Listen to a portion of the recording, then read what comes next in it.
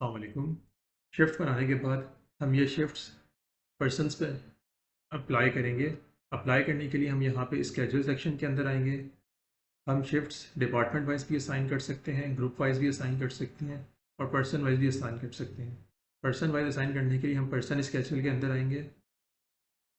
यहाँ पे हमारे पास तमाम पर्सनस का डेटा शो हो रहा होगा।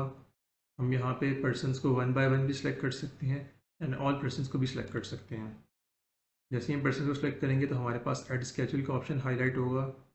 हम इस पर क्लिक करेंगे। इफेक्टिव पीरियड के अंदर हम जो भी टाइम टेबल असाइन कर रहे हैं या शिफ्ट असाइन कर रहे हैं उसका हम इफेक्टिव पीरियड यहाँ पर डिफाइन करेंगे।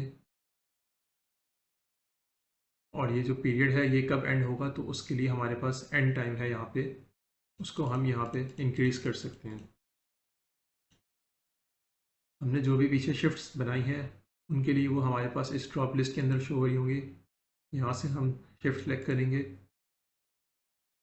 शिफ्ट सेलेक्ट करने के बाद हम यहाँ पे ऐड के ऑप्शन में जाएंगे तो हमारे पास पर्सनस के ऊपर स्केड्यूल का टाइम पीरियड शो हो रहा होगा और शिफ्ट नेम शो हो रहा होगा। Thank you.